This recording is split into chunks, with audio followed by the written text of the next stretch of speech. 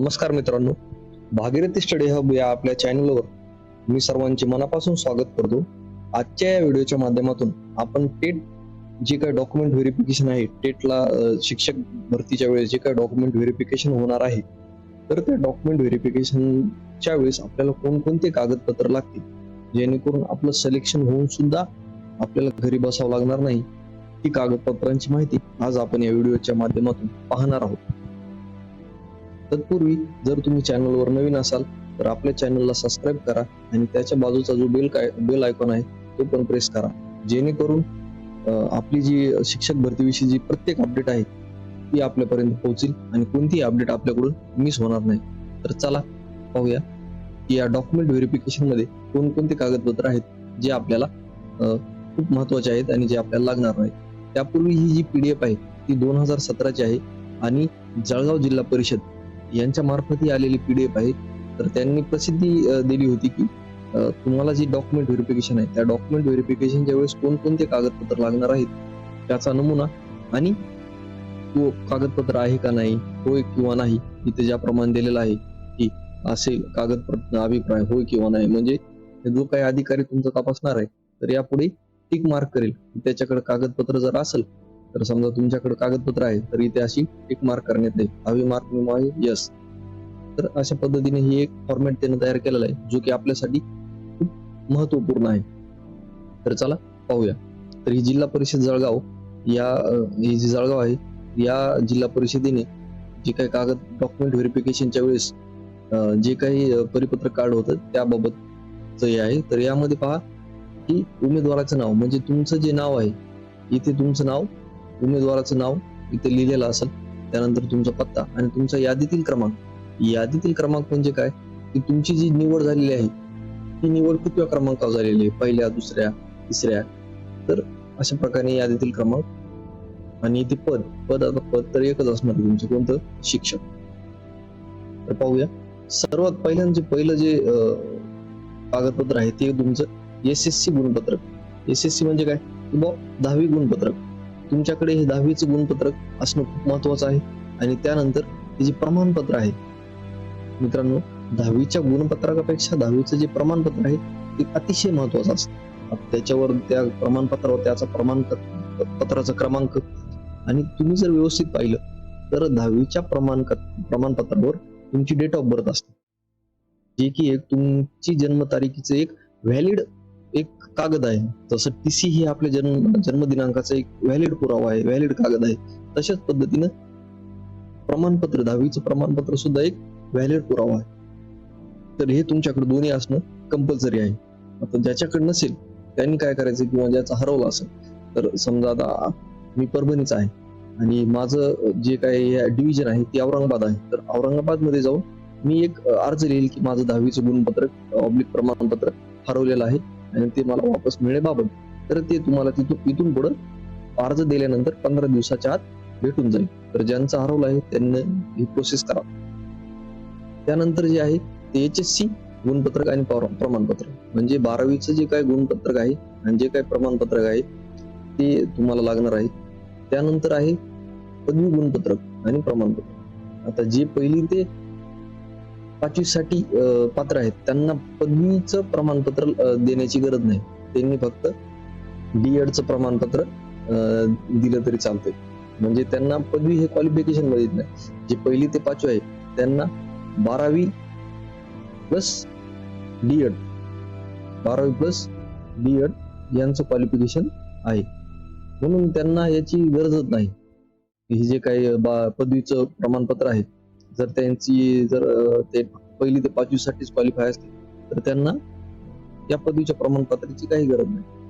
आणि जे second TET pass आहेत, जे 6वी ते 8वी साठी पण अप्लाय आहेत, ज्यांचं काही D.Ed आहे, त्यांना याची नितांत आवश्यकता आहे. हे प्रमाणपत्र जर नसेल तर तुम्ही लागलीच डिस्क्वालिफाय होऊ शकता. त्यानंतर आहे पदव्युत्तर प्रमाणपत्र. हे पदव्युत्तर प्रमाणपत्र जे आहे ते पहिली ते 8वी साठी काहीच कामाचं नाही. हे कामाचं कोणासाठी आहे, जे तिथून पुढचे आहेत, ज्यांचा विषय स्पेशल आहे त्यांच्यासाठी हे पदवीचं प्रमाणपत्र. पण जर तुम्ही तुमच्या सेल्फ सर्टिफाय फॉर्म मध्ये जर हे पदवीचं प्रमाणपत्र हे जर टाकलेलं असेल तर तुम्हाला तिथं देणं अनिवार्य आहे. तुम्ही क्वालिफाय असा किंवा नसा, तुम्हाला ते तिथं द्यावं लागेल. त्यामुळे तुमचं जे सेल्फ सर्टिफाय फॉर्म आहे त्यामध्ये तुम्ही जी काही शिक्षणाची पात्रता भरलेली आहे सर्व प्रमाणपत्र तुम्ही सोबत असू द्या आणि प्रत्येकाचे 2-2 झेरॉक्स काढून ठेवा आणि ती सेल्फ अटेस्ट करा, म्हणजे त्याच्या पाठीमागं तुमची स्वतःची सही मारा. त्यानंतर आहे डीएडचं गुणपत्र. तुमचं डीएड झालं असेल तर तुमचं डीएडचं गुणपत्रक आणि जे काही प्रमाणपत्र क्रमांक आहे तो आणि दिनांक म्हणजे काय, की ज्या दिवशी तुमचं डीएड कम्प्लीट झालं तो जो दिनांक आहे तो या प्रमाणपत्र जे आहे त्या प्रमाणपत्राच्या एकदम खाली डाव्या कोपऱ्यामध्ये तुम्हाला हा दिनांक सापडून जाईल. त्यामुळे दिनांक आले म्हणून काही घ्यायची गरज नाही. त्यानंतर आहे तुमचं बीएड गुणपत्रक आणि प्रमाणपत्र. आता ज्यांचं बीएड आहे त्यांच्याकडे असेल, ज्यांचं बीएड नाही त्यांच्याकडे हे नसेल. तसं डीएडचं पण ज्यांच्याकडे डीएड आहे त्यांच्याकडे आहे, त्यांच्याकडे नाही त्यांच्याकडे नाहीच ते, आणि त्यांनी सेल्फ सर्टिफाय मध्ये बी टाकलेलं नसणारच.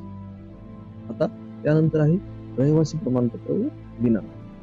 रहिवासी प्रमाणपत्र म्हणजे तुमचं डोमेसाईल, म्हणजे तुम्ही महाराष्ट्राचे रहिवासी आहात का नाही याचं प्रमाणपत्र.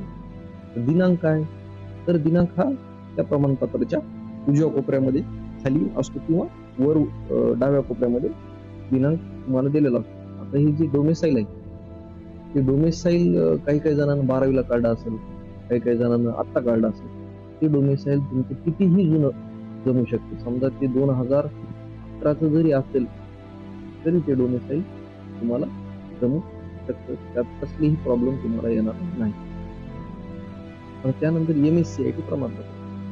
तर जे काही MSCIT प्रमाणपत्र आहे काही जणांकडे असेल किंवा काही जणांकडे नसेल, किंवा काही जणांकडे MSCIT नसेल पण ते ट्रिपल सीचं जे डोयाक आहे ते काही जणांकडे असेल ते सुद्धा चालतं.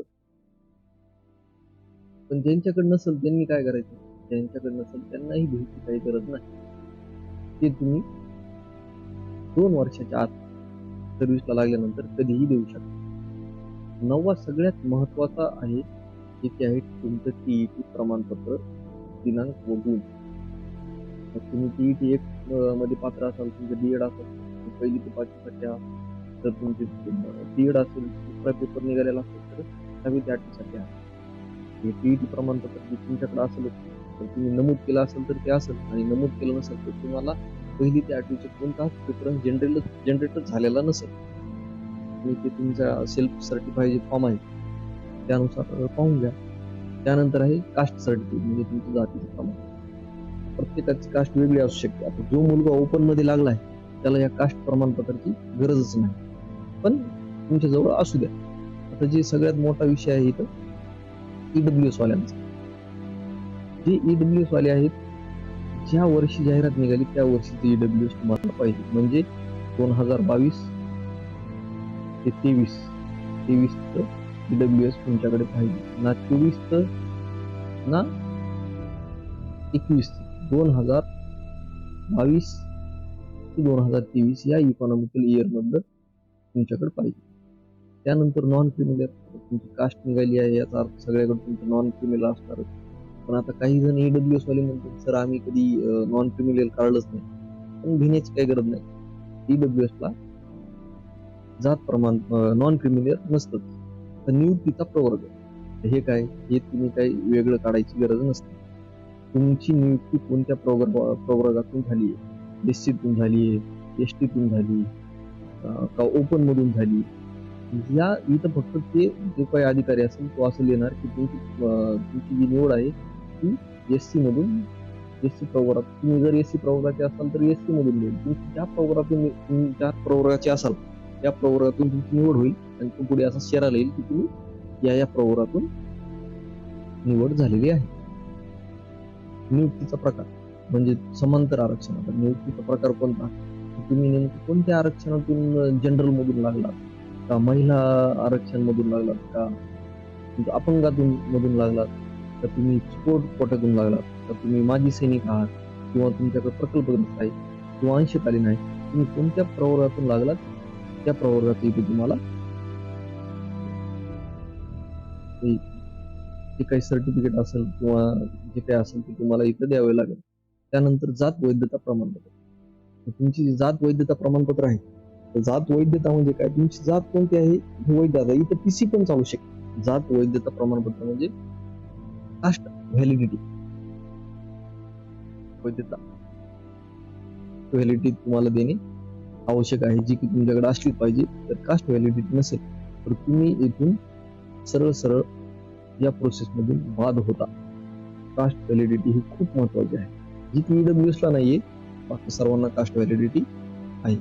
त्यानंतर जर तुमची निवड जर दिव्यांग मधून झालेली असेल तर दिव्यांग प्रमाणपत्र तुमच्याकडे पाहिजे. आणि जे काही 16 क्रमांकाचं जे काही जो अभियोगिता निकाल, जी की तुम्ही प्रिंट काढून त्याला लॅमिनेशन करून ठेवून दिलेला असेल तर ती प्रत तुमच्याकडे लागते. त्यानंतर महिला असताल तर महिला आरक्षण बाबत प्रमाणपत्र म्हणजे तुमचं ते एनसीएल आहे. एनसीएल तुम्हाला इथं महिलांना नॉन क्रिमिनल थोडक्यात वर नमूद असतं की वुमेन आहे का मेल आहे. तर तुमच्याकडे एनसीएल नसेल महिलांकडे तर त्या महिला आरक्षण मध्ये ग्राह्य धरल्या जात नाही. त्यानंतर माजी सैनिक आहे. माजी सैनिक जे प्रमाणपत्र आहे, माजी सैनिकांना दिल्या जातं त्यांचं प्रमाणपत्र. ज्यावेळेस ते सर्व्हिस पूर्ण करतात त्यावेळेस त्यांचं प्रमाणपत्र दिलं जातं त्यांना.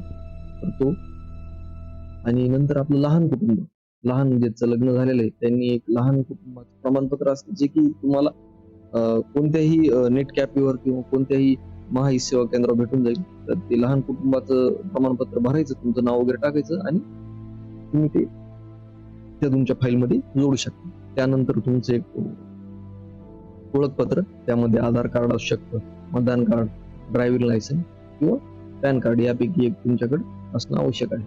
आणि त्यानंतर हे जो 21 मुद्दा आहे तो आपल्यासाठी नाही.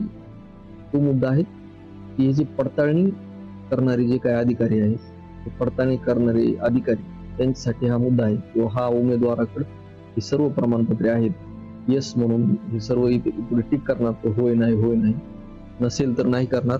आणि तुमचं एखादं जर प्रमाणपत्र नसेल तर तो इथं स्वाक्षरी करणार आणि शेरा लिहिणार की उमेदवार अपात्र आणि कारण खाल्यानंतर तुमच्याकडे कास्ट सर्टिफिकेट नसल्यामुळे. इथे समाज कल्याणचे अधिकारी तुमचे मुख्य कार्यकारी अधिकारी आणि जो आपली निवड करणार आहे तो सदस्य सचिव जिल्हा अधिकारी, आणि इथे आपली सही. अशा प्रकारचा 2017चा फॉर्मॅट आहे. आणि हाच फॉर्मॅट माझ्यामध्ये 2024 म्हणजे आपली जी आत्ताची जी भरती आहे त्या भरतीला पण हाच फॉर्मॅट लागू होईल. तर अशा पद्धतीने जे काही 21 डॉक्युमेंट आहे यात खालीवर होऊ शकते. आता थोड्या दिवसात आपल्याकडे सर्व डॉक्युमेंटची लिस्ट येईल, त्यावेळेस आपण पुन्हा एकदा त्यावर एक चांगला व्हिडिओ बनवू. तर या व्हिडिओच्या माध्यमातून आपल्याला काही थोडी माहिती कळली असेल तर आमच्या चॅनलला सबस्क्राईब करा. जय हिंद, जय महाराष्ट्र.